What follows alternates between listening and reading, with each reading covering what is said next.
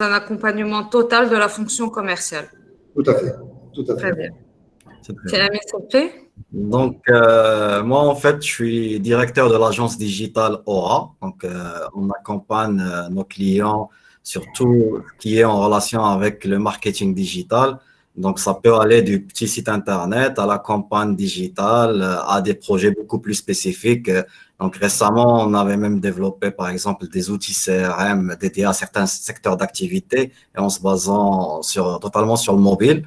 J'ai une autre casquette qui est la casquette de formateur dans les métiers du digital. Donc, depuis quelques 2 ou 3 années, donc je forme, que ce soit avec des cabinets de consulting ou directement ou chez des écoles supérieures sur tout ce qui est en relation sur le digital.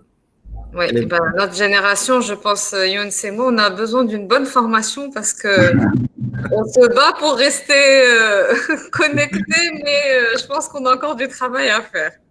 Ouais, en tout cas, je pense que, moi, à mon avis, qu'il n'y a pas vraiment de réel changement, c'est juste les outils, en fait, qui ont Justement. changé. Donc, mais le cœur, en fait, du métier reste le même. Oui, c'est certainement, c'est sûr. Ouais. Alors, messieurs, donc ce webinaire qui nous réunit aujourd'hui, donc il sera organisé sur 3 volets. Le premier volet, ce sera un aspect stratégique, c'est-à-dire que quels sont les changements aujourd'hui qui vont être faits dans le sens où on doit accorder plus d'importance à la prospection et au digital. Ensuite, un deuxième volet qui sera beaucoup plus opérationnel pour parler plus spécifiquement des équipes sur le terrain, donc des équipes commerciales. Donc, quel impact justement ce changement-là et les changements stratégiques vont avoir comme impact sur la fonction commerciale sur un plan opérationnel. Et enfin, un troisième et dernier volet qui sera beaucoup plus autour des pistes et des solutions qui répondent à cette période de post-Covid et donc à ces nouvelles habitudes de prospection. Est-ce que vous êtes d'accord sur ces 3 volets? Oui, absolument. Ok, très bien. Alors, donc la séance va se dérouler sur un échange qui va durer 45 minutes, 3/4 d'heure entre vous deux, avec certaines questions. Et s'en suivra donc une session de questions-réponses, une quinzaine, vingtaine de minutes. Donc, on demandera à nos participants de poser des questions. Soit oralement, directement, soit sur le chat pour ceux qui ne veulent pas prendre la parole. Et bien sûr, 15-20 minutes, comme vous le savez, c'est quand même un peu court. Donc, on essaiera de répondre à un maximum de questions et surtout de regrouper les questions qui se ressemblent. Ceci étant, nous avons vos coordonnées. Donc, pour ceux auxquels on n'aura pas répondu, on tentera de vous envoyer des réponses par mail ou de vous contacter pour discuter de vos problématiques. Voilà. Donc, pendant toutes ces 45 minutes,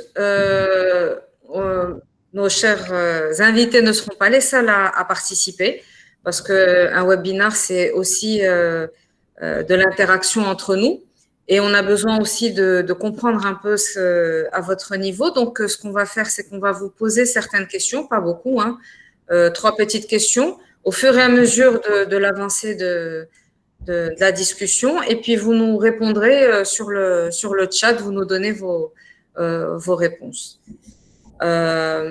Ensuite, ce que je vous demanderai, je pense que tout le monde aujourd'hui est plutôt rompu à cet exercice du webinaire parce qu'on en a beaucoup fait pendant cette période de confinement. Donc, je vous demanderai bien entendu de garder vos micros coupés pendant toutes ces 45 minutes, de ne les réactiver que pendant la session questions-réponses. Et vous, s'il vous plaît, on essaye de faire ça les uns après les autres pour ne pas qu'il y ait un peu cette cacophonie et qu'on ne s'entende pas. Et comme je vous dis, vous êtes rompus aujourd'hui à cette activité, donc je pense que ça ne posera aucun problème. Et enfin, dernière information, comme vous avez peut-être dû le voir, le webinaire sera enregistré.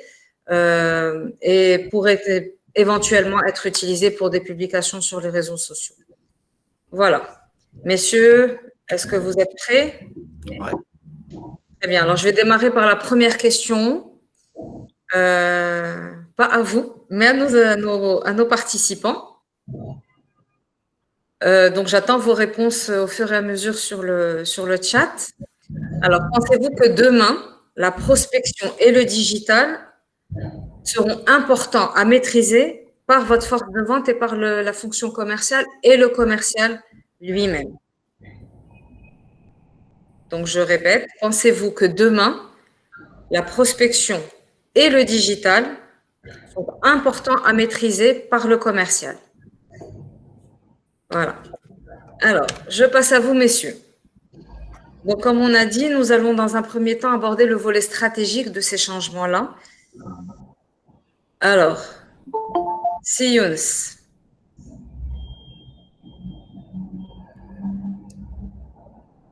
Aujourd'hui, la stratégie commerciale a toujours été orientée sur des politiques de prix et une certaine organisation, on va dire, plutôt standard. Le Covid est arrivé, le confinement est arrivé, le télétravail a été installé et on a vu donc les habitudes de consommation complètement changer. Puisque les consommateurs, comme on disait, aujourd'hui, on a passé 3 mois sur le digital. Donc, selon vous, quel est l'impact de cette période-là et de ces changements d'habitude sur la stratégie commerciale des entreprises? En d'autres termes, quelles sont les transformations stratégiques que les organisations vont devoir opérer? Bien. Question pertinente. Donc, merci. Alors, je commencerai par dire que il est certain qu'en cette période un peu troublée, on ne va pas sortir indemne de ce qui se passe. Donc, je pense qu'il va y avoir un changement en mieux, j'espère. Ceci étant, dans cette période troublée, moi, je pense que ce serait bien de revenir sur le sens et l'histoire des mots. Et étymologiquement parlant, crise veut dire jugement et prise de décision. Chez les Chinois, c'est danger et opportunité. Donc, au fait, clairement, si les directions commerciales qui sont vraiment sur le coup et en première ligne pour relancer l'activité économique, aujourd'hui, ils vont devoir faire un certain nombre de changements par rapport à des consommateurs qui ont eux aussi changé.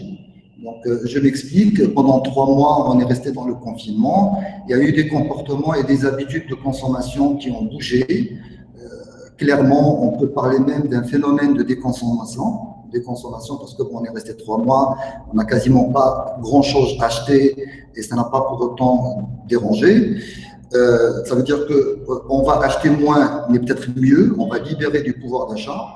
Le consommateur est devenu très digitalisé, de plus en plus informé, et je rejoins ce que disait Amine tout à l'heure, c'est que auparavant tout ça existait, il y avait des signaux, mais disons que le Covid est venu amplifier ou plutôt accélérer ces changements-là.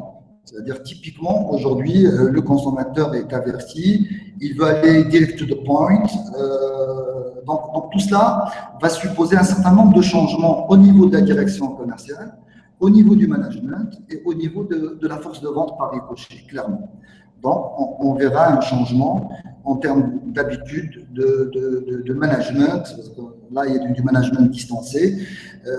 Donc tout ça va faire en sorte que beaucoup de lignes vont bouger. Et justement la direction commerciale doit rester à l'écoute et pouvoir proposer des contre-mesures pour dépasser ces crises. Alors, les crises, on en sait quelque chose, parce que si vous voulez, l'histoire économique est parsemée de crises. On a eu la crise de pétrole, on a eu la crise financière, on a eu une crise des taux d'intérêt qui ont frôlé des 18-20%.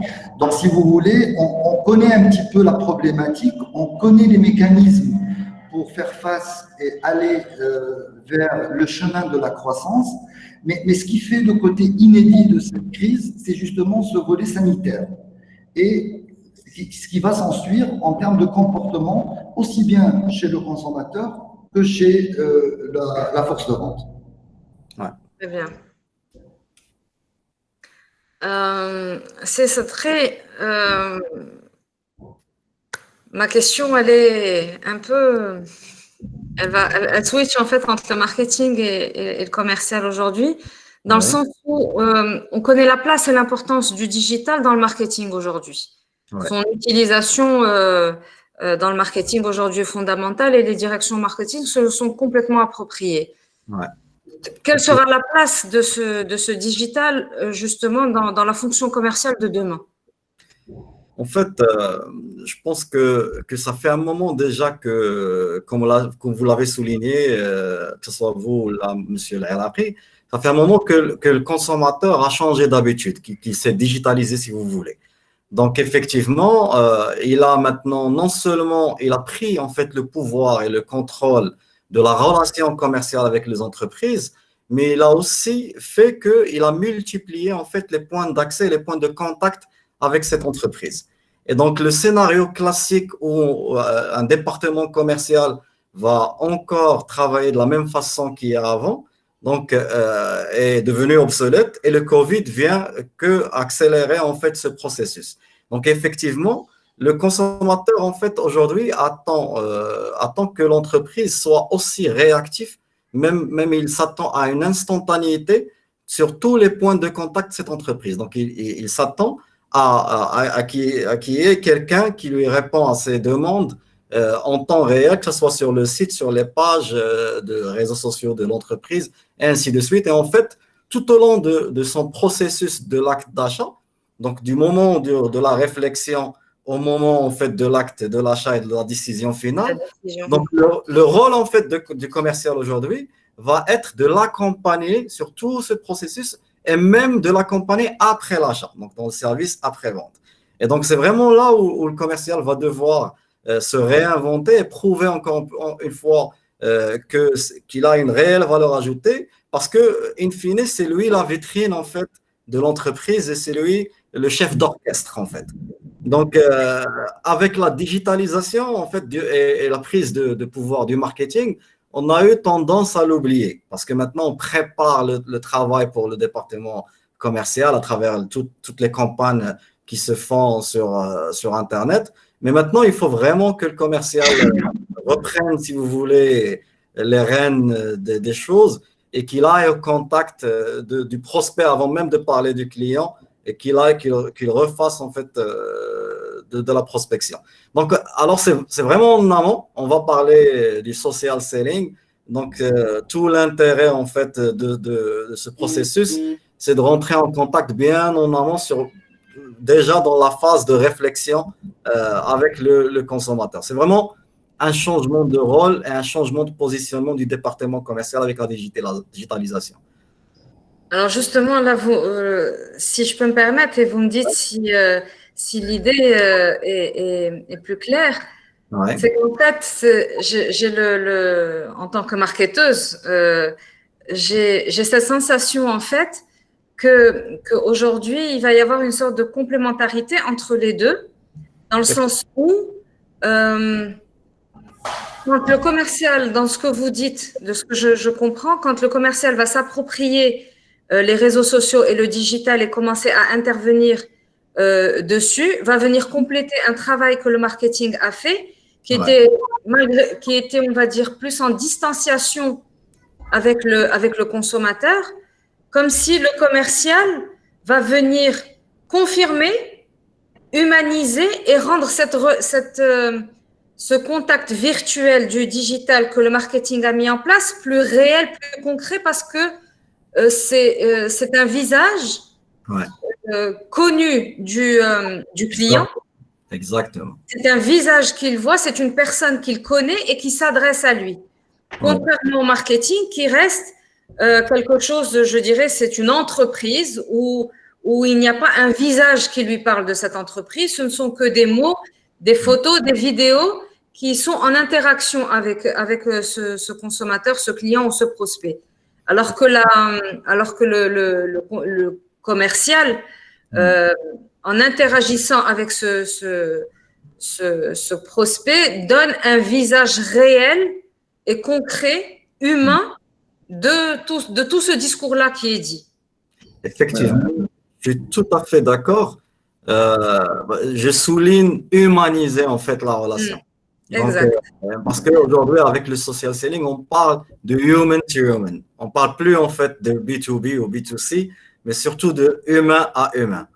Est-ce que vous pouvez nous définir ce que vous voulez dire par social selling? Donc, en fait, le social selling, c'est comme le nom indique, c'est le processus de vente sur les réseaux sociaux. Donc, tout simplement parce que toutes les statistiques en fait le montrent, le plus de 50% du temps qu'on passe sur Internet, c'est sur les réseaux sociaux. Donc, que ce soit les réseaux sociaux professionnels ou ceux comme Facebook et autres, donc en fonction de l'activité de l'entreprise, notre client est là. Donc, il est sur ces réseaux sociaux, il passe plus de 2 heures par jour en moyenne sur ces réseaux sociaux. Donc, l'idée, c'est d'aller au contact de ce prospect là où il se trouve. Donc, effectivement, c'est pour ça qu'on utilise le terme de social selling. Mais il faut souligner en fait que le commercial maintenant a des challenges. C'est qu'il va s'approprier, donc il va y aller main dans la main avec le département de marketing. C'est qu'il doit jouer et apprendre en tout cas à jouer avec les outils que vont lui donner ce département marketing. Parce que, encore une fois, le consommateur a changé d'habitude. Donc, il ne veut plus être sollicité tout le temps, tout au long de la journée. Il veut qu'il ait en tout cas l'impression que c'est lui qui initie l'acte d'achat, qui est celui qui initie en fait le contact avec l'entreprise.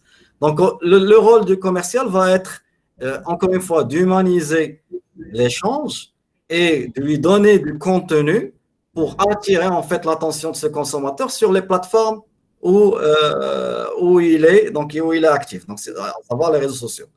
Donc, c'est un ensemble justement de techniques. Il faut souligner que c'est en inbound, c'est une réflexion qui n'est pas très adoptée par les commerciaux. Donc, c'est une façon de faire plus subtile, donc plus indirecte. Donc, il faut qu'il monte en compétences et qu'il soit partenaire avec le département de marketing pour mettre en place une stratégie social selling efficace. D'accord, très bien. Alors là, vous me donnez un champ. Vous voulez intervenir, M. Larafé? Oui, juste pour corroborer un petit peu ce que vous disiez, c'est qu'aujourd'hui, la fonction commerciale, elle a une chance inouïe de devenir, ou plutôt de redevenir, la fonction clé au sein de l'entreprise. Parce qu'en cette période de crise sanitaire qui suivra une crise économique, les entreprises, ils ont besoin de faire du business et d'aller sur le front et d'aller de développer du nouveau business auprès de la clientèle potentielle. Donc, clairement, les commerciaux, ils vont se mettre sur le devant de la scène. Ils vont être de plus en plus l'interface entre les clients et l'entreprise. Et donc, par rapport à cela, comme on le disait tout à l'heure, ça suppose un changement. Il ne faudra pas qu'on soit dans le statu quo ou dans le déni. C'est qu'effectivement, la fonction commerciale doit s'approprier ces nouveaux outils, si vous voulez, pour l'aider à développer et à raccourcir les cycles de vente.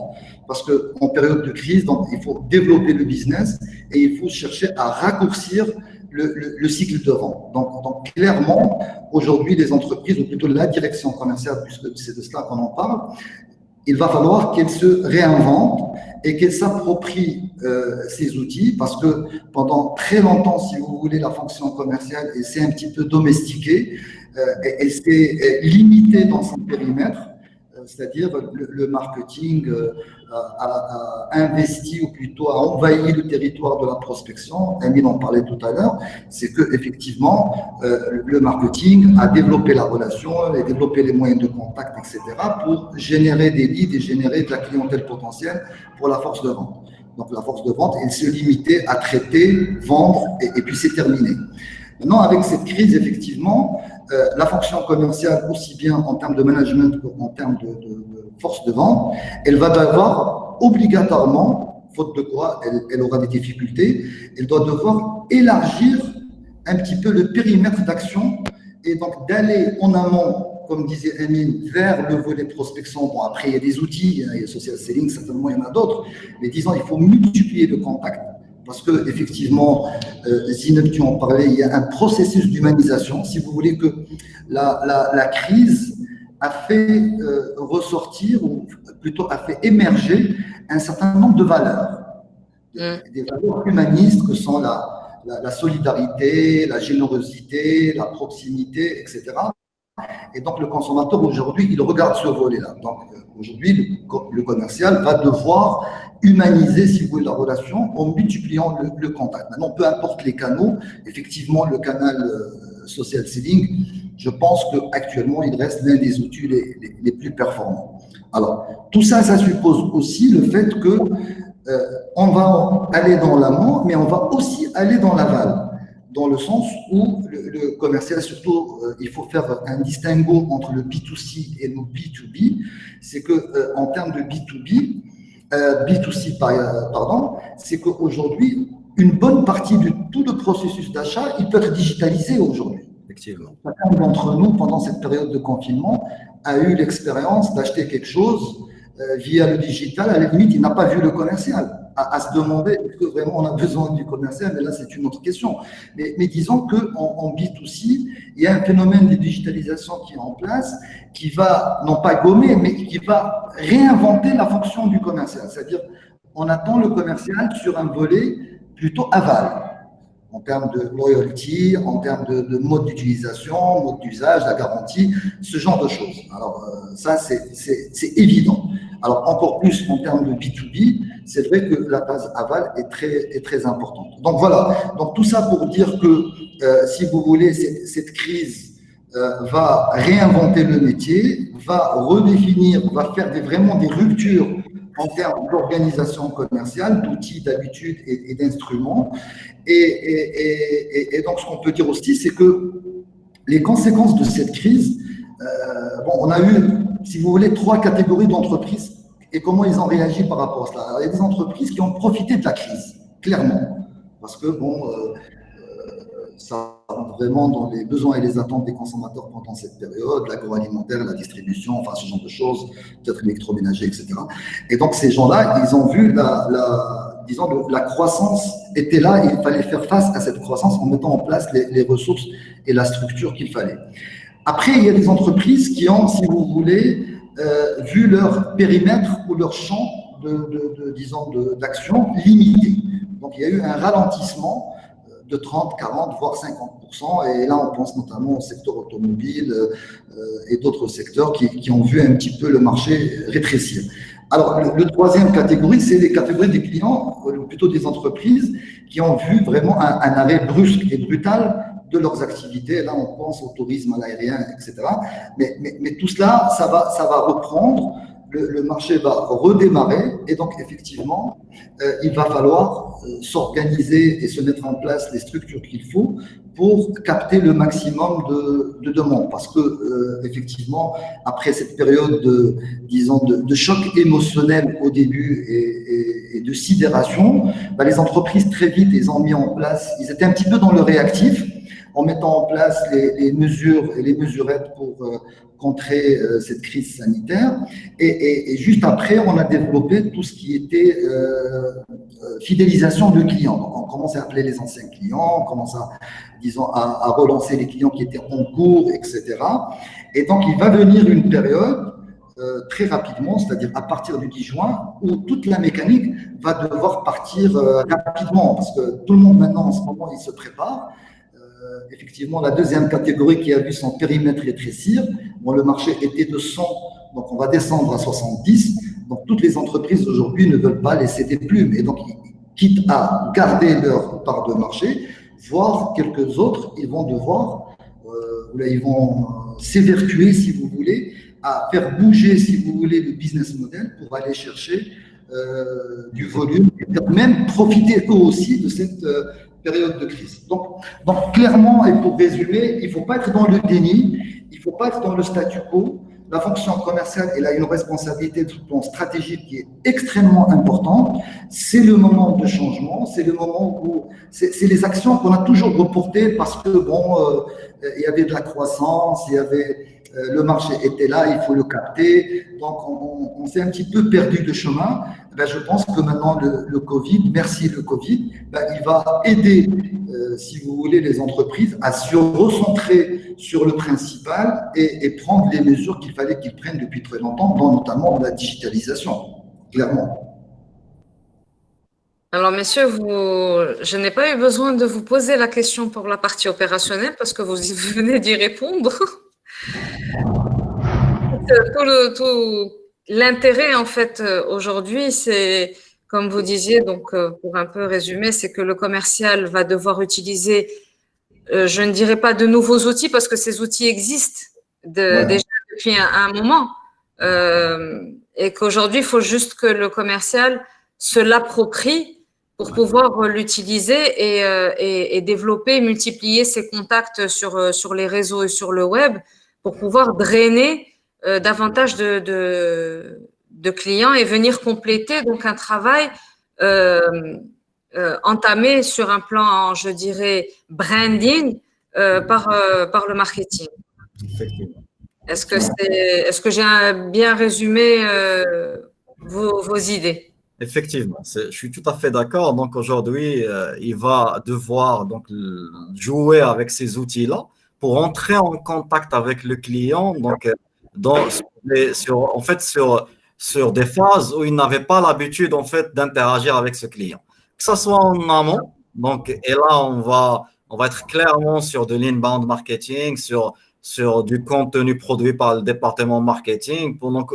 Et là, en fait, il faut souligner une chose très, très importante, c'est que en utilisant ces supports-là, il n'est pas en train, en fait, uniquement de marketer, si vous voulez, ou de vendre l'entreprise ou le produit, mais il va se positionner, lui, en fait, en tant que façade de ce produit ou de cette entreprise et en tant qu'expert, en fait, dans la matière.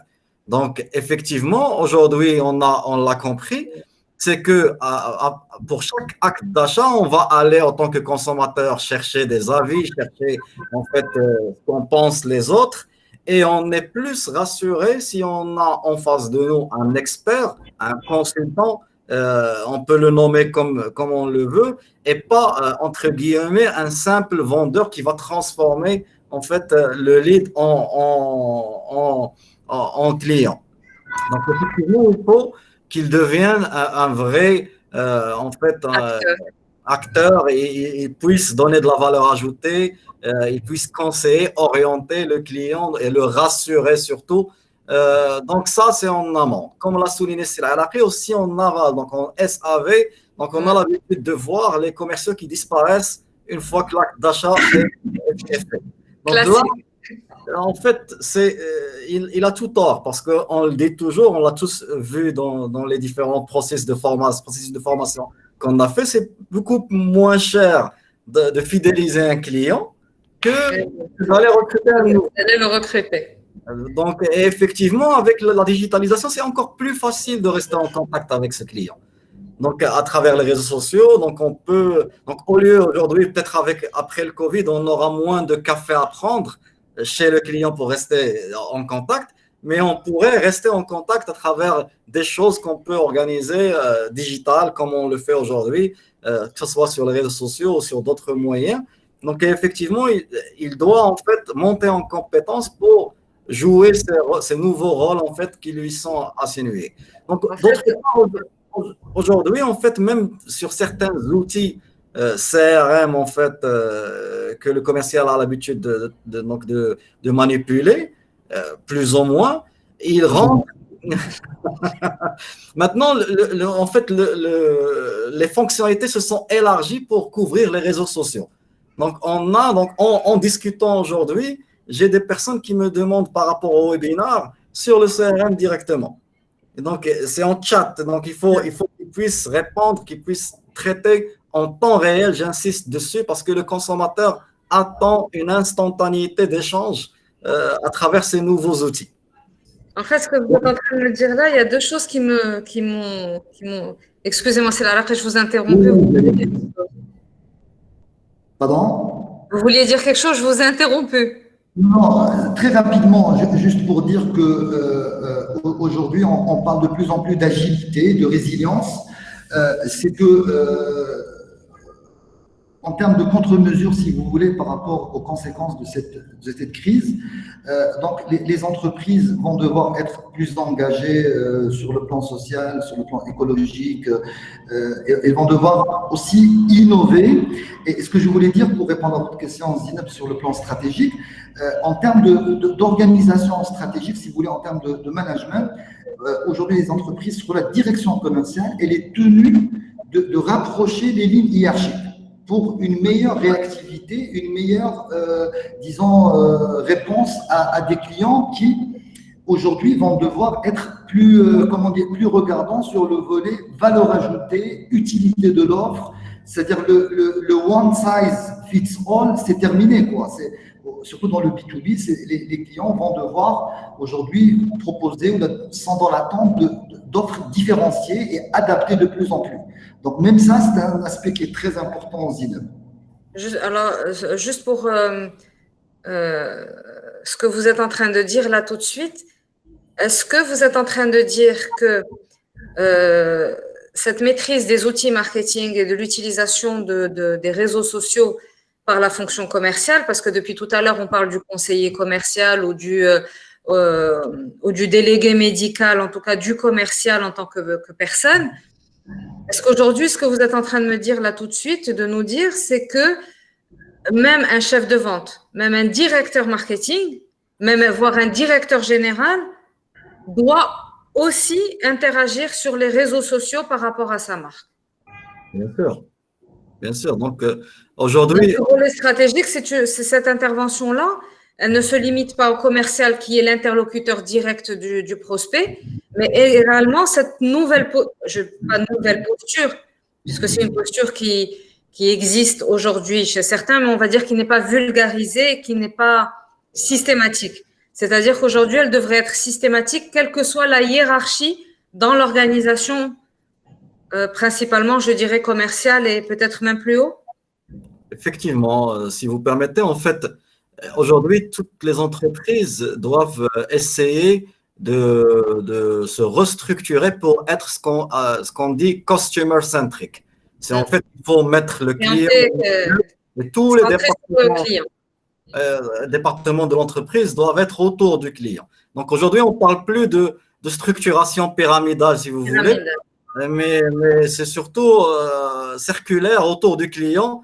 Donc, peu importe si c'est le chef de vente, le directeur commercial, le directeur général, donc tout le monde doit être à l'affût et au contact justement avec ce client-là. C'est ce que disait Tselarake. Justement parce que effectivement le consommateur il a changé, le consommateur il n'a pas le temps, le consommateur est de plus en plus informé, le consommateur veut voir du sens chez l'entreprise, il veut voir de l'utilité et de l'adaptabilité de l'entreprise par rapport à ses besoins.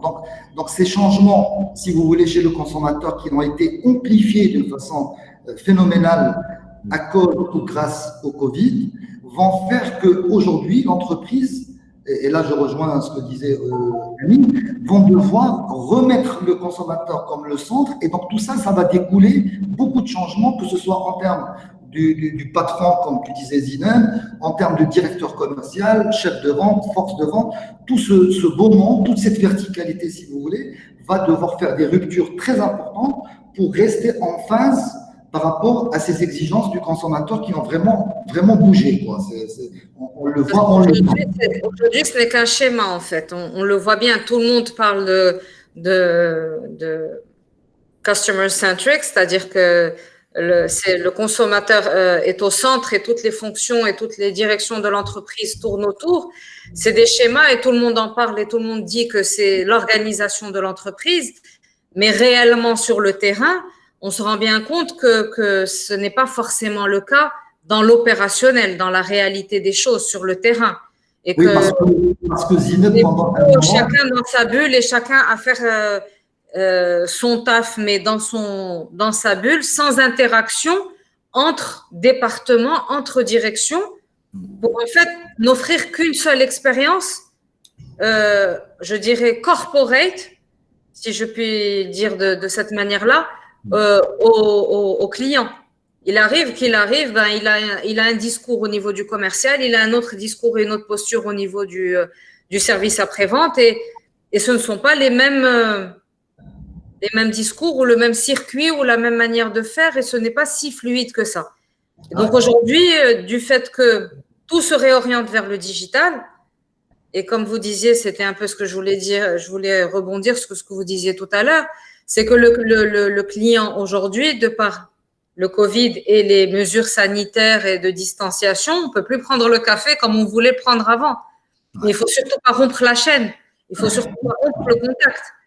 Donc aujourd'hui, il va falloir en interne, et corrigez-moi si je me trompe, que tous les départements aujourd'hui s'asseyent autour de la même table pour mettre en place un même projet où l'un le commence et l'autre le suit et ainsi de suite. Et en fait, c'est une chaîne avec des maillons qui sont noués l'un à l'autre et qu'aucun ne peut couper ce maillon-là. Donc, ça va peut-être obliger justement aujourd'hui à ce que on travaille plutôt main dans la main plutôt que chacun dans sa bulle c'est clair que effectivement, tu fais bien d'en parler, Zineb. Aujourd'hui, le département commercial, si vous voulez, qui tourne dans sa sphère à lui tout seul, c'est terminé. On parlait tout à l'heure du mouvement, si vous voulez, de l'élasticité en amont et en aval du commercial, mais c'est la même chose pour la direction commerciale. Aujourd'hui, la direction commerciale, il doit monter dans la verticalité pour convaincre le patron des décisions à prendre, de l'adaptabilité, des offres à développer, etc. Et il doit se développer, si vous voulez, de façon transversale avec les autres directions, notamment les après-ventes, la production, le RD, etc. Et il doit descendre chez la force de vente en rétrécissant les lignes hiérarchiques avec le chef de vente et avec le commercial pour fluidifier et avoir si vous voulez, la voix du client qui va s'immiscer ou circuler dans toutes les directions au sein de l'entreprise. Et c'est là où Amine a raison de dire qu'effectivement, c'est le client qui devient le centre de gravité et le soleil envers lequel tout le monde va graviter autour. C'est clair. Ouais, effectivement.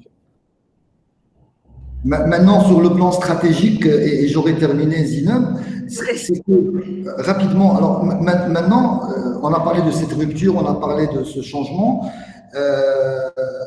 Maintenant, qu'est-ce qui va se passer? Alors, il y a des entreprises, parce que la taille du marché va rétrécir, on ne va pas se cacher derrière son doigt. Il y a une crise, l'impact, ça va être méchant sur pas mal de secteurs.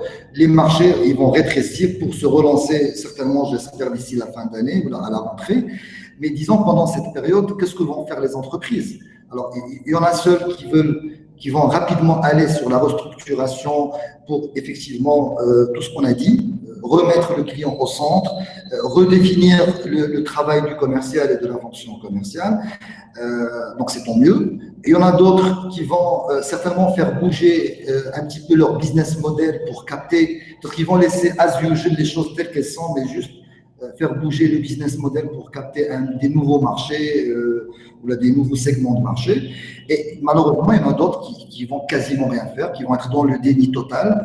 Et là, je pense que ça va être, les conséquences vont être très fâcheuses. Ouais.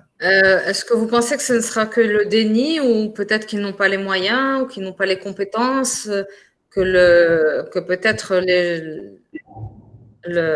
les ressources humaines qu'ils ont ne sont pas prêtes à ce type de changement, parce qu'il faut être clair, de manière générale, même en période, je dirais, de fasteté, où tout va très bien et que tout fonctionne très bien et que le chiffre d'affaires est là et qu'on est tous satisfaits, le moindre petit changement, même d'organisation, le changement fait peur et en général, les personnes sont toujours réfractaires au changement parce que ça les sort de leur zone de confort.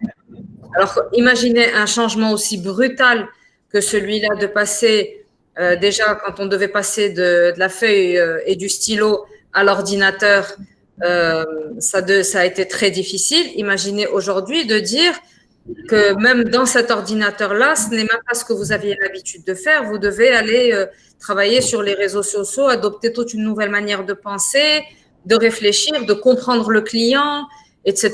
Les insights, comment lui parler, quel discours, quel mot, pas quel mot, les hashtags, etc. Je veux dire, il y a beaucoup de gens pour qui ça peut être très difficile, même s'ils ne sont pas dans le déni et qu'ils ont compris. Donc aujourd'hui, comment on pourrait aider ces structures-là?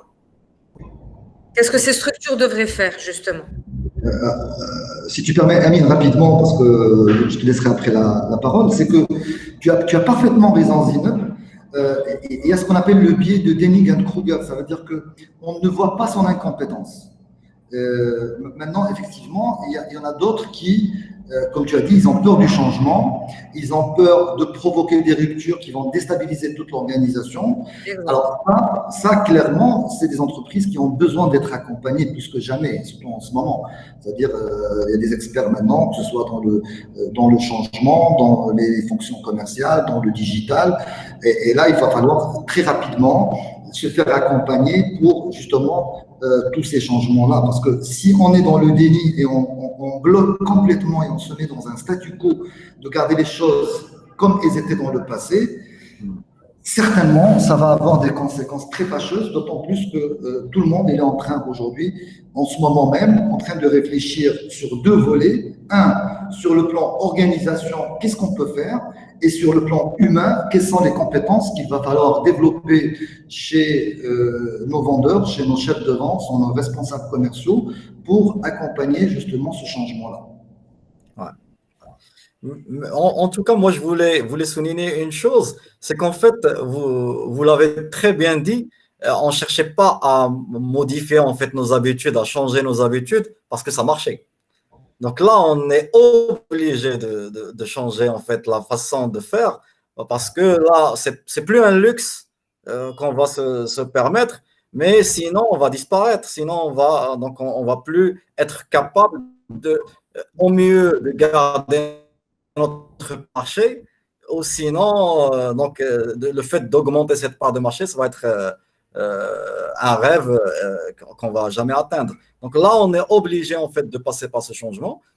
Effectivement, c'est surtout une question d'accompagnement et de formation pour les ressources humaines qui sont pas forcément compétents dans tous les volets en fait qui vont leur permettre de mieux faire leur travail. Mais il y a aussi en fait la question de volonté. Donc il faut qu'on le veut pour le pouvoir. Donc c'est surtout ça. Il faut le vouloir. Il faut le vouloir. Ouais. Alors aujourd'hui, concrètement, il y a une équipe commerciale qui est là, qui n'est pas rompue à l'utilisation des réseaux sociaux. Ouais. Comment on peut préparer en termes, donc, au niveau stratégique et au niveau, je dirais, de la direction commerciale, comment ils peuvent préparer la digitalisation de cette fonction commerciale? C'est-à-dire quels outils utilisés aujourd'hui par le marketing, quels outils aujourd'hui ils doivent maîtriser et utiliser? Alors, si tu veux, Zineb, là, on est en train de parler de la partie apparente de l'iceberg. Moi, je pense qu'en cette période, plus que jamais, la direction commerciale doit évaluer l'existant. Elle doit évaluer l'existant en termes de caractéristiques de ses vendeurs et en termes de compétences pour dresser une situation réelle à l'instant T et voir quels sont les besoins aujourd'hui qui ont été recensés, qui sont prioritaires pour développer les compétences. C'est-à-dire, excusez-moi de vous interrompre, c'est-à-dire de voir aujourd'hui l'adéquation entre les profils existants, c'est-à-dire quel profil ils ont par rapport à quel profil ils devraient devenir. C'est ça? Tout à fait. Et le Covid-19, justement, a fait émerger des nouvelles compétences chez le commercial. Peut-être qu'on va en parler par la suite. Des nouvelles compétences hard skills et soft skills aussi. Aujourd'hui, clairement, le social selling devient quelque chose de très important, je dirais fondamental. La compétence de prospection, et je vois un petit peu l'échange des participants, je pense qu'on est tous alignés. comme disait Saïd Fadel, que je salue au passage, c'est que la prospection a toujours existé, mais elle change. Maintenant, elle est dans le futur. Donc, effectivement, aujourd'hui, si vous voulez, comme je le disais au départ, on a domestiqué la force de vente et ça a été en quelque sorte dénaturé, si tu veux. C'est-à-dire qu'on a oublié un des volets, si ce n'est pas le volet le plus important chez un vendeur, qui est la prospection. Donc ça, c'est un aspect. Alors maintenant, quand on dit prospection Zineb, c'est pas de partir tête baissée, yeux bandés, taper dans le dur, dans le froid. Non, il y a un volet de précision, de préparation, aller par quel moyen. C'est-à-dire il y a un peu un côté scientifique en amont qui doit être en place. Quand on dit prospection, c'est pas allez hop, on prend les armes et on va aller tout droit. C'est vraiment aller à l'affront. Donc voilà. Donc aujourd'hui, comme tu dis, il y a un référentiel de compétences. Il y a une situation d'une force de vente à l'instant T.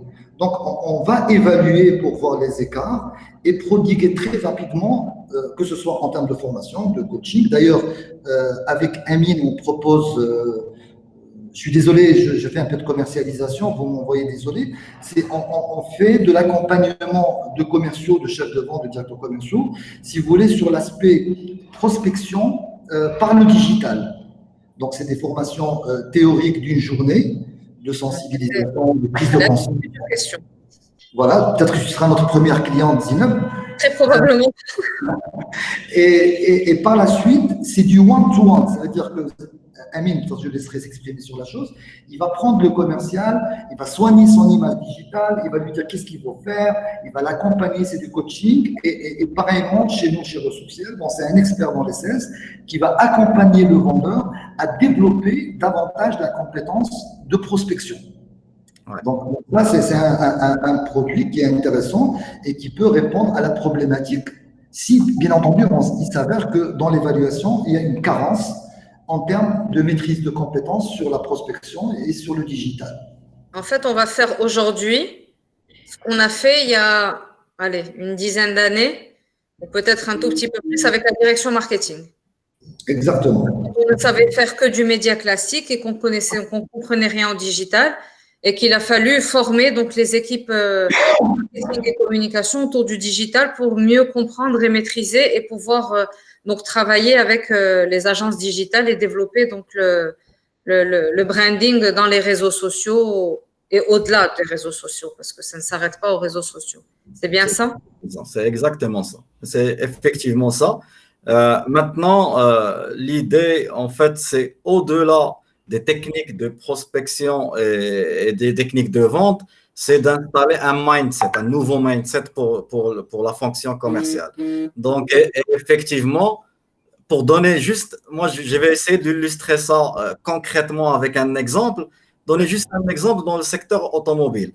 Il faut, par exemple, qu'un commercial, moi, en tant que client, je puisse avoir toute l'information à partir, si je le souhaite, en tant que client, à partir des réseaux sociaux, sur le financement, le SAV, les fonctionnalités phares de ma voiture, les éventuels problèmes, toute l'information sur les processus de SAV, les entretiens à faire, et ainsi de suite, et que j'aille via mon commercial la réponse à tous mes questionnements, que ce soit avant mon acte d'achat ou après mon acte d'achat. Et donc, bien sûr, le fait que ça soit en fait global et que ça soit sur les réseaux sociaux, ça va attirer d'autres prospects en inbound, en fait. C'est juste pour une façon très, très simple, si je me permets, d'expliquer un peu un scénario en inbound marketing. Ce que vous êtes en train de me dire, moi, en tant que marketeuse, me fait énormément plaisir. Parce qu'en fait, on a les départements marketing à aujourd'hui avaient toujours l'impression, enfin pas l'impression, c'était une réalité, avaient toute la pression et le poids de la responsabilité de cette communication sur les réseaux sociaux et sur le digital. Ouais. Et en fait, elle devait assumer, comme vous dites, une double casquette. Exactement. Et donc aujourd'hui, le fait de savoir qu'on peut avoir vraiment le partenaire commercial avec nous pour parler de la marque et parler de l'entreprise de manière générale, des produits, etc., c'est juste un rêve qui deviendrait réalité. Parce Non. que on aura beau faire, les marketeurs auront beau faire, ils ne pourront pas tout faire. Donc, il y a toujours une partie qui restera toujours manquante. Ouais. Tout à fait. Aujourd'hui, dans cette nouvelle organisation, ils vont devoir travailler main dans la main pour se compléter, pour toucher le client à 100%. Ouais. Et justement aider dans la fidélisation parce que on va pas se leurrer, le service après-vente aura beau faire, le CRM ou les directions qualité ou marketing pourront faire tous les programmes de fidélité qu'il y a derrière. Si l'interlocuteur numéro 1 du client, ce n'est pas le commercial et il n'est pas dans cette boucle-là, c'est loupé. Ouais. Ouais. Et d'où le rôle justement. Merci le Covid. Merci le Covid. Et effectivement, c'est le premier virus qui va nous faire du bien. Très bien dit. Ah ouais. Le premier virus digital qui va nous faire du bien. Qui va réparer plutôt que détruire. Exactement. Mais là, effectivement, la direction commerciale et le marketing vont devoir conjuguer leurs efforts et s'aligner justement pour répondre aux exigences du nouveau consommateur, du nouveau monde. Hein. Vous voyez tout à l'heure le petit film que vous avez passé. Ceci étant, si les haches de guerre ne sont pas, comment dirais-je, enterrées et que tout le monde va défendre son territoire, c'est là justement où intervient la direction générale. Voilà. C'est justement, c'est là, c'est en cette période plus que jamais où les patrons, ils ont un rôle, je dirais, fondamental pour aligner les directions, pour, comment dirais-je, mettre la main dans la main de toutes les directions pour dépasser cette période de crise. Non pas dépasser, mais pour faire les changements et les ruptures qu'il faut. C'est ça. C'est exactement ça. Messieurs, vous avez autre chose à ajouter? Donc, moi, je Vous voulais. êtes arrivés aux 45 minutes. En fait, je voulais juste dire encore une fois que voilà, donc aujourd'hui, dans un département commercial ou un commercial, quand il sort voir un client, d'habitude, donc il a dans son cartable sa plaquette commerciale, sa brochure, sa présentation PowerPoint pour parler de son entreprise et de son produit à ses clients. Et maintenant, il faut qu'il aille chercher aussi son planning de publication sur les réseaux sociaux, son contenu en inbound. Donc, il va devoir se munir de plus d'outils qui vont l'aider à faire son travail. Et donc, en fait, c'est là où, avec la direction marketing, ils vont récolter et pouvoir obtenir les contenus en tant que commercial, parce qu'il y a une ligne éditoriale, chacun ne tient pas le même discours, donc chacun va parler de ce dont il doit parler. Donc, c'est là justement où ils vont devoir travailler main dans la main pour pouvoir obtenir et voire même produire les contenus commerciaux pour que le commercial puisse avoir ses propres publications. Il y aura toujours des publications partagées parce que on parle de la marque sur un plan général, il y a certaines choses qui peuvent être partagées, mais il peut y avoir la production de contenu spécifique du commercial et que ce ne soit que le commercial qui ait, je dirais, la main pour faire ces publications-là. Donc aujourd'hui, on élargit vraiment le champ de la production du discours d'une marque sur le digital.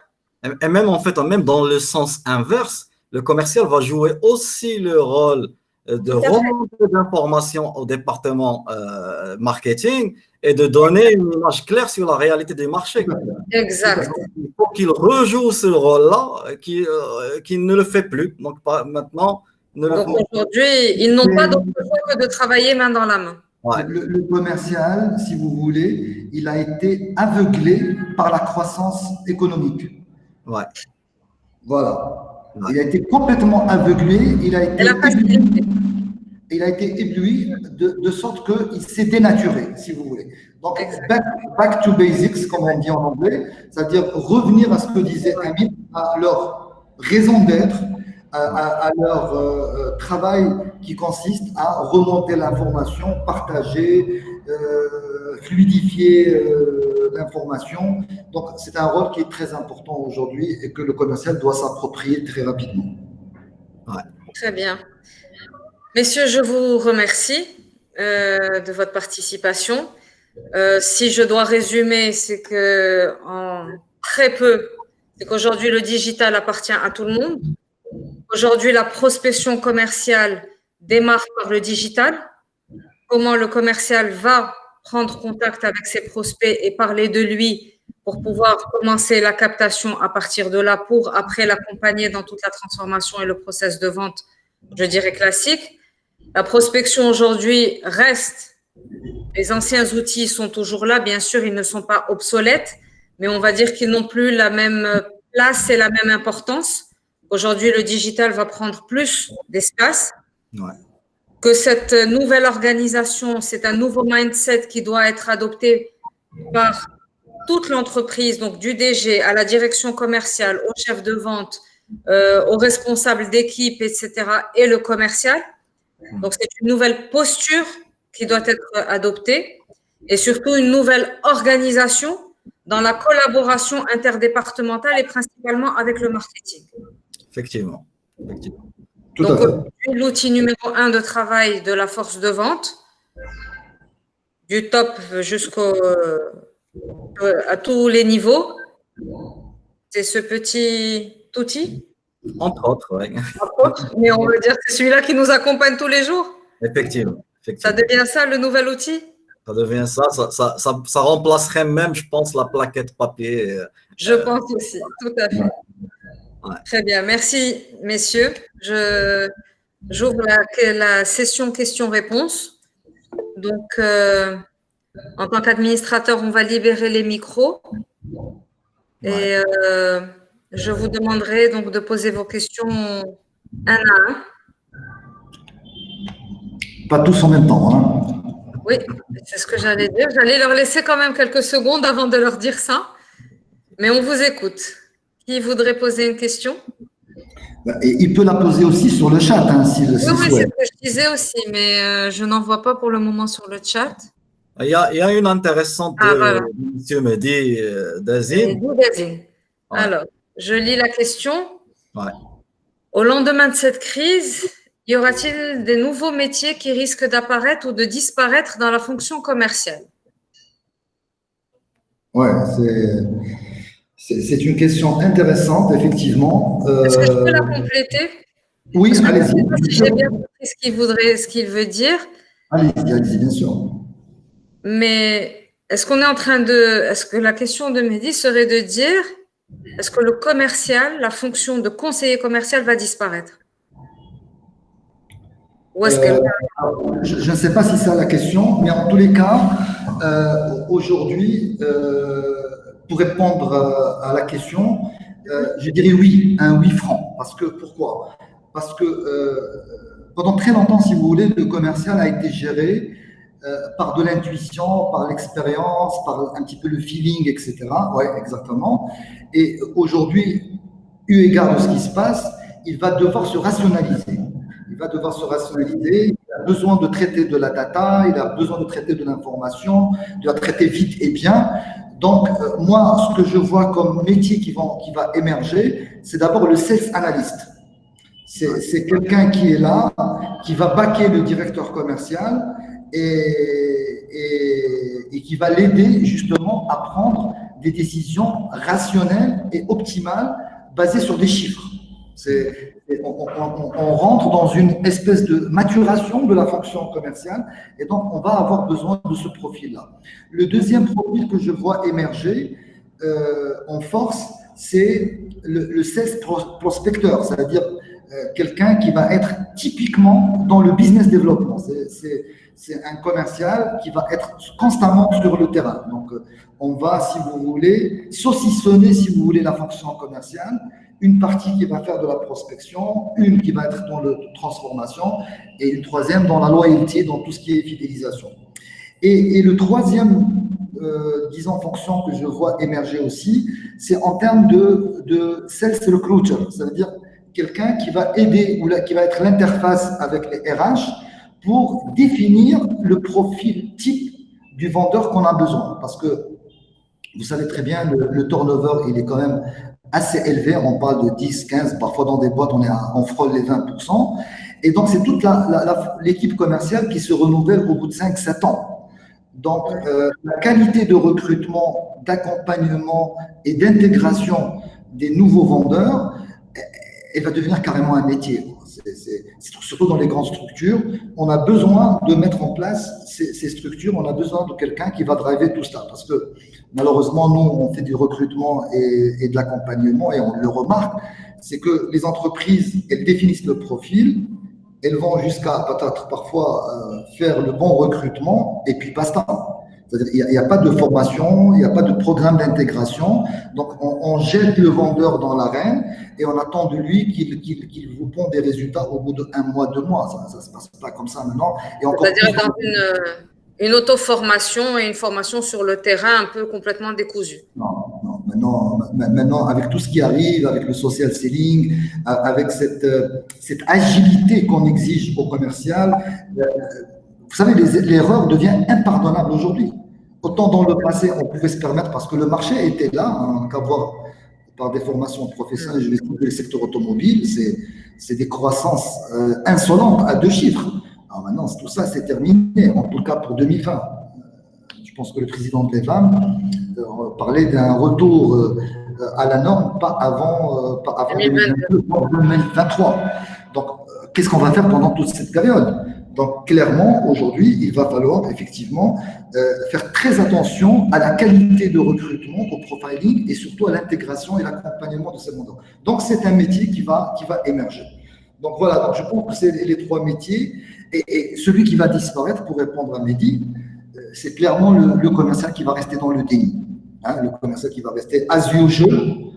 Je pense que, d'abord, déjà, le marché rétrécit de 30%, donc le management va voir comment réduire la masse salariale et il sera malheureusement le premier touché. Ouais, c'est clair. Aujourd'hui, le rôle je dirais, donc on disait tout à l'heure que le profil du commercial va changer.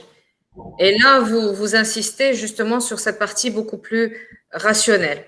Donc, organisée, planifiée. Aujourd'hui, la concurrence est telle que, comme vous disiez, on n'a pas le droit à l'erreur et que si on fait une erreur, le client va tout de suite chez la concurrence et il est perdu. Ouais, tout à fait. Donc, aujourd'hui,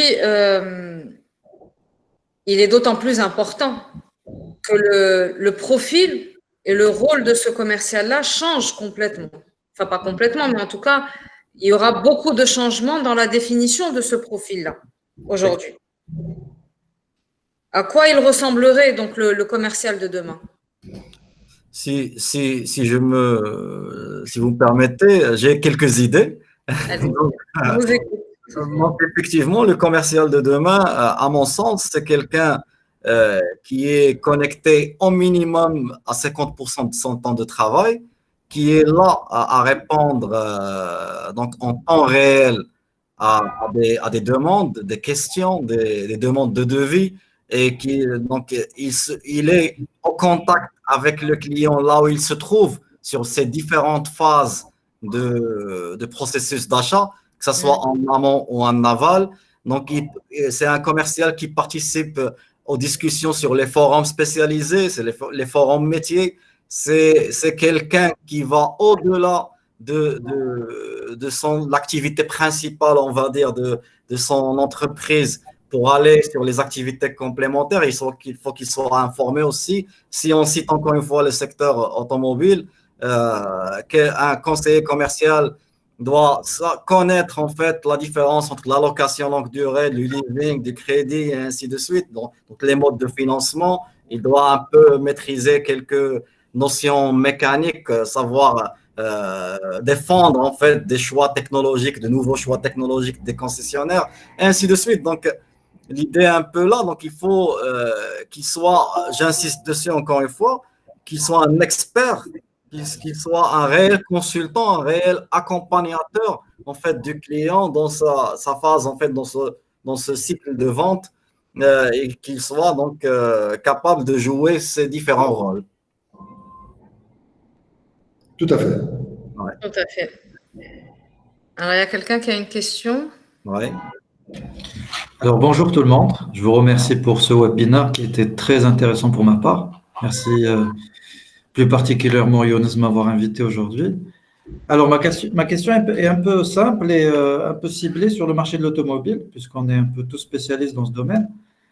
Aujourd'hui, demain, on va demander aux commerciaux d'aller un peu plus sur les réseaux sociaux, d'aller vers le client, s'initier un peu avec la digitalisation, soit en professionnel, soit en amateur. Donc, ma question serait, quelle est la boîte à outils qu'on va fournir à ces commerciaux, d'un côté, et d'un autre côté, quel serait le terrain, on va dire, de chasse privilégié en premier pour aller commencer à trouver les premiers prospects avant d'aller s'aventurer sur d'autres réseaux sociaux. Merci. Bonjour Amine et merci de nous honorer de ta présence. Alors, je pense que moi et Amine, on va essayer de répondre à cette question. Je le disais tout à l'heure, effectivement, en cette période, on ne va pas prendre les armes et sortir, aller à la prospection à tout venant sous prétexte qu'on a besoin de faire du newbies et donc on va aller sur le terrain n'importe comment. Non. Et moi, je pense que dans un premier temps, normalement, les entreprises ont dû le faire déjà, c'est de revoir un petit peu leur base de données, d'enrichir leur base de données, de la requalifier, de les enrichir, de définir les nouveaux segments de marché, peut-être même de définir quel est le profiling de la clientèle, quels sont les clients avec lesquels on travaille et ceux avec qui on ne travaille pas et ceux avec lesquels ça a drastiquement baissé, et peut-être revoir le go-to-market déjà. Donc, il y a une phase de réflexion avant de passer à l'action. Et en parallèle, justement, il va falloir outiller la boîte à outils, d'accord? Ok, c'est d'abord que le vendeur soit, d'abord qu'il ait les caractéristiques de réussir la prospection, parce que la prospection, ça suppose un état d'esprit, ça suppose un certain nombre de compétences, un état d'esprit. Donc, c'est quelqu'un qui va, je dis n'importe quoi, il va se remettre rapidement après un rejet d'un client. C'est quelqu'un qui contrôle ses émotions. C'est quelqu'un qui prospecte d'une façon sustainable, d'une façon constante. C'est quelqu'un qui n'a pas de problème à recevoir des échecs. Donc, il y a un certain nombre de compétences qu'il va falloir surveiller, que ce soit sur le volet caractéristique ou compétences carrément techniques. Parce que maintenant, avec le digital, le social selling devient un outil très important. Est-ce que le commercial, il a la capacité de travailler tout seul, de s'automotiver, d'être indépendant? Est-ce que tu peux le gérer d'une façon distanciée? Donc, il y a tellement d'éléments qu'il va falloir mettre en place avant d'aller sur le terrain. Donc, moi, je pense qu'il y a le côté aide. Effectivement. Je ne sais pas, Amine, est-ce que toi, tu peux enrichir? La boîte à outils de Amine, ça c'est la boîte à outils pour compléter, donc il faut qu'aujourd'hui, digital. Effectivement, donc il faut que l'entreprise puisse accompagner ses commerciaux dans la mise en place de bons profils sur les réseaux sociaux. Donc, il ne faut plus voir en fait le profil sur les réseaux sociaux comme quelque chose de 100% personnel, parce que là, encore une fois, en fait, la digitalisation va piétiner sur cette différenciation entre le personnel et le professionnel. Donc effectivement, il faut que le profil du vendeur ou du commercial sur les réseaux sociaux puisse être aussi également une vitrine, non seulement de l'entreprise, mais de lui-même en tant que professionnel du secteur. Donc, il faut aujourd'hui, puisqu'on parle de l'automobile, je vous laisse faire une petite recherche sur une marque en particulier. Prenez donc celle que vous voulez et essayez de tomber sur la liste complète, si vous voulez, des commerciaux qui représentent cette marque. Il y a très peu qui jouent le jeu. Il y a très, très peu. Donc, effectivement, autant plus aujourd'hui que c'est le point de contact privilégié du client. Donc, le commercial est encore absent sur ce terrain-là. Donc, effectivement, premièrement, c'est les bons profils. Deuxièmement, c'est les bons contenus. Donc, en inbound marketing, des contenus qui apportent de la valeur ajoutée. Donc, moi, je rigole toujours sur mes formations pour dire que voilà, le vendeur qui vient, vous vous rappelez du fameux vendeur qui vient frapper à nos portes pour ne vendre du dentifrice, ça n'existe plus. Donc, autant plus maintenant. Donc, maintenant, il faut parler bénéfice, si vous voulez, quand ce client a gagné en venant vous voir, en répondant, en devançant même les questions de ce client à travers les profils de réseaux sociaux. Donc, il faut s'outiller par les bons contenus. Donc, il faut s'outiller en fait de façon transversale, de façon 360 sur les différents départements en fait de l'entreprise pour pouvoir parler en leur nom sur donc ces points de contact avec le client. Donc, et effectivement, comme on l'a très bien souligné, c'est en amont de redéfinir qui est ce client, où il se trouve, donc, pour aller à son contact là où il se trouve. Allez le cueillir. Ouais. Donc, je ne sais pas, est-ce qu'on a répondu à CMN? Alors, oui, c'est Amine, vous êtes satisfait de la réponse? Très bien, merci beaucoup. Oui, Très satisfait, merci. très bien. Alors, on a une autre question de Monsieur Saïd Fadel. Quel est l'impact du digital sur la santé physique et psychologique? Et s'il y a risque, comment prendre ses précautions? Je dirais, si c'est à moi de répondre, donc je dirais en fait que maintenant, cette question-là, elle se pose plus parce que on est tous dedans, que ce soit pour des raisons personnelles ou professionnelles. Certainement, effectivement, il y a certaines études qui disent que si on abuse, on est impacté, mais effectivement, d'une façon ou d'une autre, on est en train de l'utiliser tout au long de la journée, que ce soit pour se divertir ou pour travailler. Donc, effectivement, il faut dédramatiser, si vous voulez, la digitalisation de nos processus. Ça, je pense que c'est juste une réponse, une évolution naturelle qui va s'adapter à notre mode de vie d'aujourd'hui. Et autant plus avec le Covid. Est-ce que, si je peux me permettre je pense que c'est beaucoup plus risque, comme on dit, bon, physique et psychologique. Physique, ce serait plus médical et psychologique. Oui, des études l'ont montré. Ceci étant, je pense qu'après, comme toute chose, tout excès n'est pas bon. Ouais. Et en même temps, on ne peut pas vivre ça. Comme on dit, comme messieurs, vous avez cette expression. Je vois, monsieur Laraki rigole parce qu'il voit déjà ce que je vais lui dire. Les femmes sont un mal nécessaire.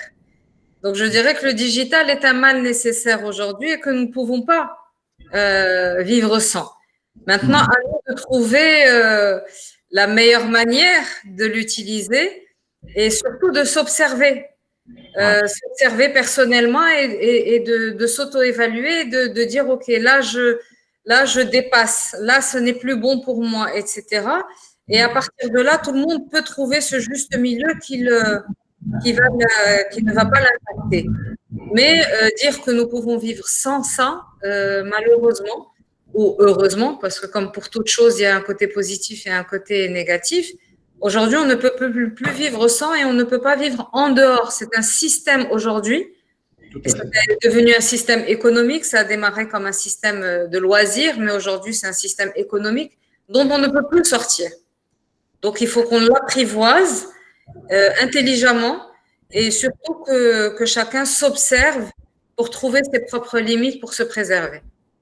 Donc, ça peut être quel contenu voir et quel contenu ne pas voir. Comme on dit pour les enfants, hein, il y a des jeux qui sont faits pour eux et d'autres pas. Définir des plages horaires d'utilisation et des durées par jour, etc. Et se faire une sorte de petit planning pour ne pas être dans la surconsommation et toucher et impacter le physique et le psychologique. Ouais. Effectivement. Alors, donc, nous avons M. Ashraf Boukhia qui reprend ma question. Avec le processus de digitalisation qui va s'accélérer, n'est-il pas un risque que le métier de vendeur disparaisse? En tout cas, s'il y a quelqu'un qui ne sera pas content, c'est bien moi.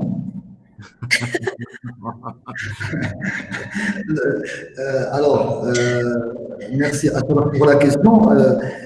Effectivement, j'en parlais tout à l'heure, c'est que principalement dans le B2C, euh, la fonction de commercial va être, comment dirais-je, modifiée un petit peu parce que tout le travail de présentation, si vous voulez, d'argumentation, une bonne partie va être reprise par le digital, en fait.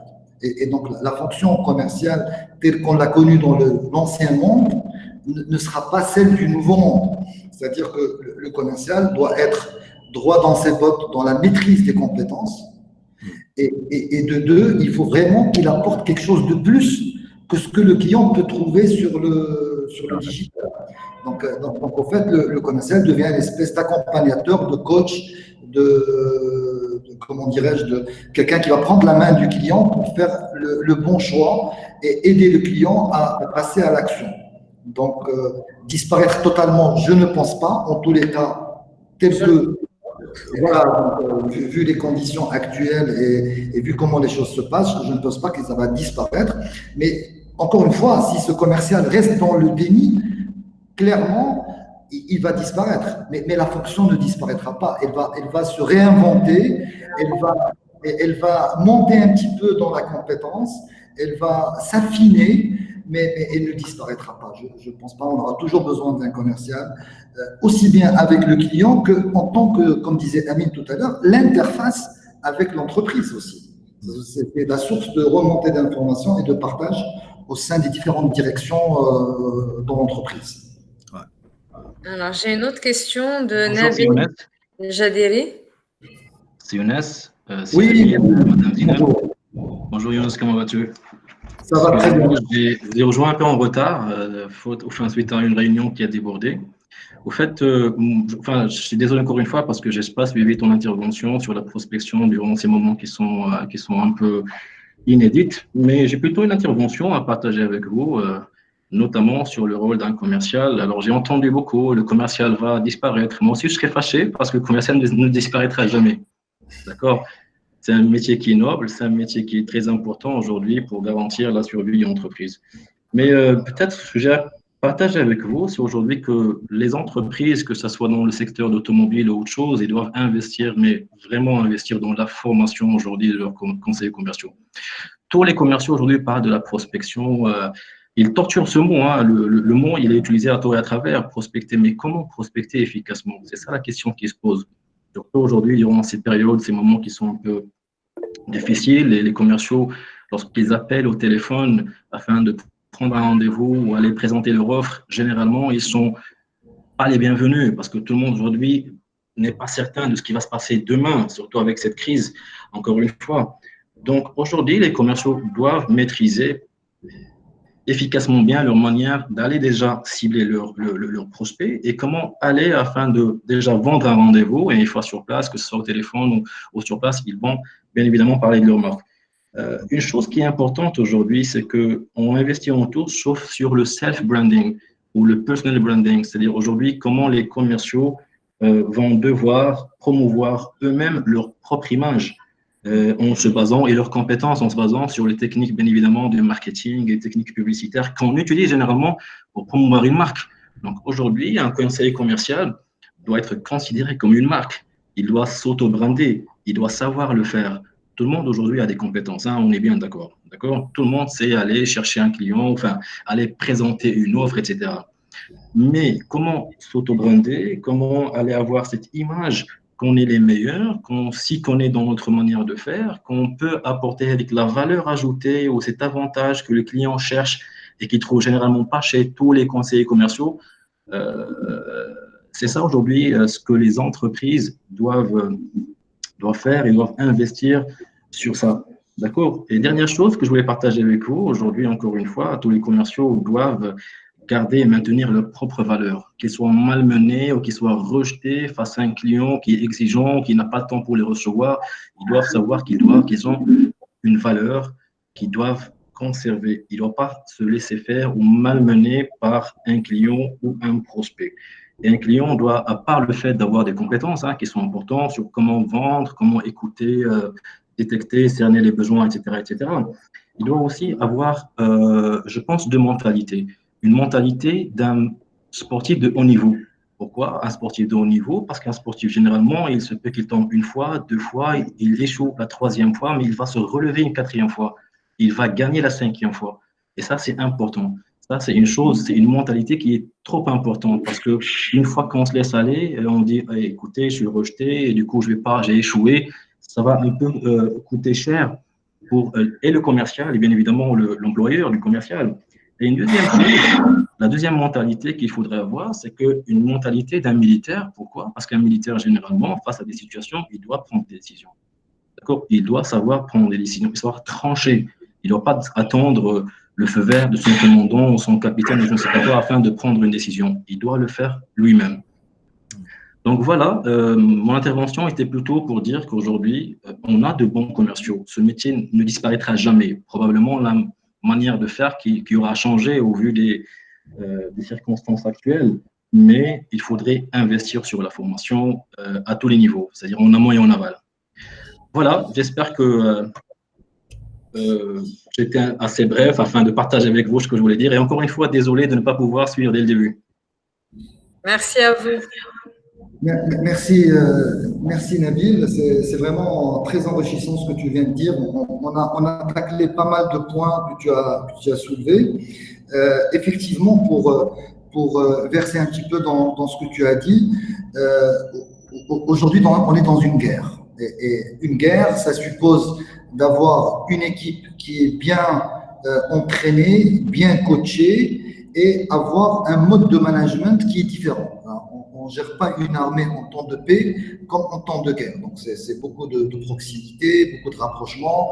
On a parlé tout à l'heure de rapprocher les lignes hiérarchiques, que l'information circule, etc. Parce que oui, si demain on dit aux commerciaux, allez-y, il faut prospecter, il faut faire le social selling n'importe comment, tête baissée, les yeux bandés, effectivement, on va droit dans le mur. Donc, il va falloir aujourd'hui, c'est ça les ruptures dont on a parlé, que l'organisation se réinvente. Peut-être qu'il va falloir aussi faire bouger le business model. Il va falloir imaginer, innover des nouveaux produits. Il faut aider le vendeur à qu'il soit plus efficace dans la fonction commerciale. Et là, c'est le rôle du marketing, du digital, de l'innovation, du recherche et développement qui doivent aujourd'hui pondre les produits qui sont dont le client a besoin. Parce que si on garde la même offre, on garde as usual, comme ce qu'on a fait dans le passé, oui, ils vont être rejetés, ils vont être malmenés, ils risquent de perdre un petit peu le sens de leur fonction, les valeurs qui vont les émotions, etc. Et ça va être très, très, très compliqué pour le vendeur. Donc, avant de se lancer dans cette dynamique-là de prospection, de digitalisation, il y a un certain nombre de basics qu'il va falloir régler, fine-tuner avant de se lancer dans la guerre. On est dans une guerre, il va falloir s'organiser différemment. Et je terminerai par un point qu'on n'a pas peut-être soulevé, c'est le rôle cardinal du chef des ventes. Parce que, Nabil, tu parlais à juste titre que le vendeur va… Aujourd'hui, c'est un sportif de haut niveau. Un sportif de haut niveau, il a toujours besoin d'un bon coach. C'est-à-dire… Si derrière le chef de vente n'apporte pas de la valeur et de la motivation et il fasse le coaching, moi je pense que le métier de chef de vente, il va complètement se réinventer. Et le chef de vente va devenir plus un coach, plus quelqu'un qui va motiver, plus quelqu'un qui saura recruter et former que de gérer, comme ce qu'il a toujours fait dans le passé, et lancer quelque chose, de gérer des résultats. J'ai de bon de commande, tout ça c'est ringard, c'est terminé. Alors si on garde la même structure, les mêmes hommes, et qu'on ne fait rien, et qu'on pousse à la sortie les vendeurs pour aller faire de la prospection sous prétexte que le business a rétréci, que le périmètre s'est réduit, c'est aller droit dans le mur. Ça, on est entièrement d'accord, Nabil. Donc, il y a un travail qui se fait. Le mindset du management et du manager, plus 1 et plus 2, qui lui aussi… Oui, typiquement. Oui, ouais, tout à fait. Et tout à l'heure, tu parlais justement, Zineb, à juste raison, que c'est une chaîne et que la chaîne repose sur le maillon le plus faible. Ben, je crains que le maillon qui va être sur lequel tout le poids va reposer, c'est le maillon du chef des ventes. Ouais. Donc, il faut vraiment qu'il soit blindé pour accompagner son équipe à dépasser cette crise et à lui donner la confiance et les éléments qu'il faut d'aller négocier avec la direction générale, avec la direction commerciale pour apporter de la valeur et apporter quelque chose d'utile pour le consommateur, facilitant ainsi le travail du vendeur. Mais Alors, s'ils restent dans leur schéma et dans leur business model du passé, ça ne le fait pas. Alors, j'ai 2 questions sur le chat. Alors, une de Nabil Jadiri. Je me demande si on aura toujours besoin de recruter des commerciaux à plein temps ou on peut se contenter de prestataires sur le digital. C'est-à-dire, si j'ai bien compris, est-ce qu'il peut y avoir une forme de substitution dans une certaine mesure du digital par rapport à la présence physique d'un commercial? Alors, Est-ce que l'un peut remplacer l'autre? je vais anticiper la réponse avant Amine et tu le vois, désolé, parce que ça rentre complètement dans ce qu'on fait actuellement chez Ressourcial. Alors, ce qui va se passer, c'est qu'aujourd'hui, le marché va rétrécir. Donc, le marché va rétrécir, donc tout le monde va aller sur ce marché pour prendre des parts de marché. Alors, le vendeur aujourd'hui, c'est vrai qu'on lui demande de prospecter, mais son périmètre et son champ d'action, il est limité.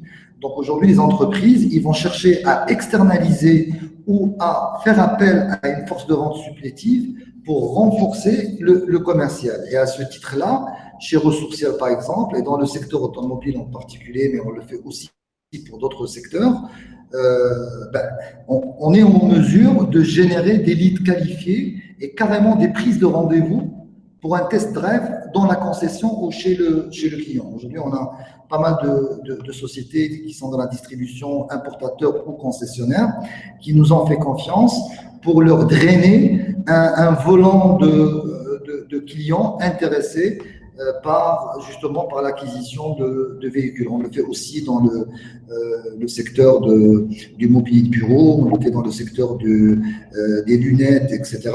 Donc, on prépare, si vous voulez, le terrain aux vendeurs pour justement être, comme a dit Nabil tout à l'heure, être plus efficace dans le travail et surtout, donc il va être efficace en termes de taux de closing, c'est-à-dire qu'on va améliorer le taux de closing du vendeur et on va surtout l'aider à réduire le cycle de vente.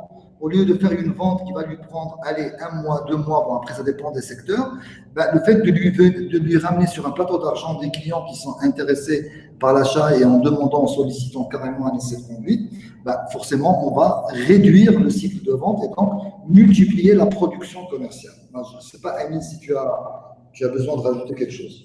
Oui, bien sûr. Donc, en fait, la solution que vous êtes en train de proposer aux concessionnaires, c'est concrètement de faire du social selling à leur place. Donc, à défaut d'avoir des personnes compétentes au sein même de l'organisation.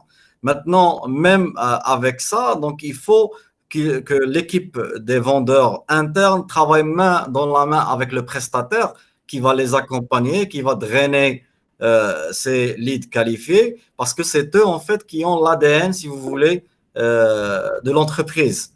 Donc, et effectivement, il faut qu'il y ait une réelle synergie entre les deux parties. Donc, pour juste une petite remarque par rapport à ce que vous avez dit. Alors, nous avions une autre question de Driss Harch. Vous avez raison, c'est mal nécessaire. Et comme a souligné M. Yaraqi, ce sont les soft skills qui vont dominer. Et de ça, ma question, quelles seront les compétences de la fonction du commercial? C'est-à-dire, si on doit aujourd'hui la définition, comment on redéfinirait le commercial, les compétences du commercial? Alors clairement, il y a,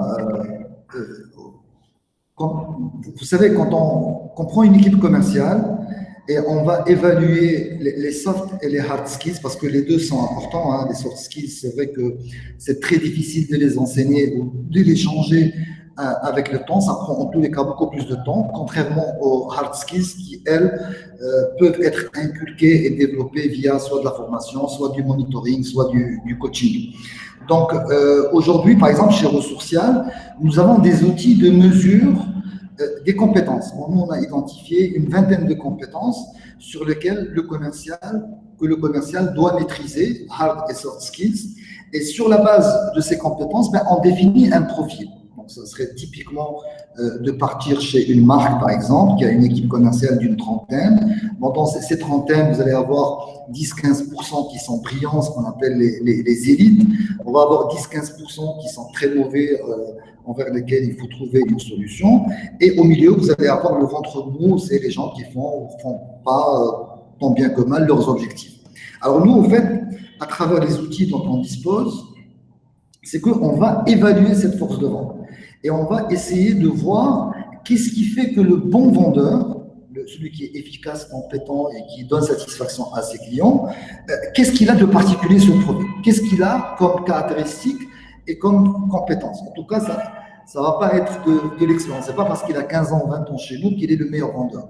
En fait, c'est parce que ce commercial, il a mis en place un certain nombre de démarches, il a un certain nombre de traits de caractère qui font qu'il est performant. Et l'idée, c'est quoi? C'est d'arriver de dresser ce profil, comme le profil du consommateur, de dresser ce profil pour qu'il soit, si vous voulez, la base d'abord du développement des vendeurs en interne et la base pour le recruteur de faire les recrutements qu'il faut. Donc, ça, c'est clair. Maintenant, le Covid-19, effectivement, va mettre sur le devant de la scène un certain nombre de compétences, notamment la capacité de travailler d'une façon autonome, la capacité d'être responsable tout seul, de s'auto-évaluer, de développer justement les techniques de prospection, de maîtriser le digital. Donc le Covid va mettre en relief, si vous voulez, sur le devant de la scène, ces compétences. Mais à la base, il faut déjà avoir les caractéristiques et les compétences de base. Hein. Un bon vendeur, c'est un chasseur. Un bon vendeur, c'est quelqu'un qui sait présenter, qui sait négocier, c'est quelqu'un qui maîtrise le social selling, c'est quelqu'un qui travaille avec le CRM, c'est quelqu'un qui respecte un process de vente. Donc ces compétences restent et on a d'autres qui vont arriver, que ce soit soft ou hard skills. Voilà. Je pense que c'est comme ça que je vois un petit peu les choses. Ouais. Très bien, monsieur. Je ne sais pas si quelqu'un d'autre a une question. Sur le chat, je n'ai plus rien. Messieurs, je vous remercie. Je pense qu'on est arrivé au terme de ce webinaire qui aura duré 2 heures moins le quart. Donc, merci à tous. Merci aux participants d'avoir été là et d'avoir participé. Nos 2 intervenants restent à votre disposition. Nous vous enverrons donc les coordonnées de chacun des deux au cas où vous auriez un besoin ou d'autres questions à poser. Ils sont à votre disposition. Et voilà, donc je vous remercie pour avoir été là. Je remercie Monsieur Sadré pour la pertinence et surtout les éclairages aujourd'hui sur le fond de la digitalisation au niveau de la prospection commerciale et du profil du commercial. Monsieur Arabi, merci beaucoup. Merci à vous. D'organisation et d'opérationnel, de profil et de management, comment tout ce beau monde et tout ce mindset et les organisations doivent changer, nous avoir éclairé sur tout ça. Donc, merci messieurs, merci à vous tous.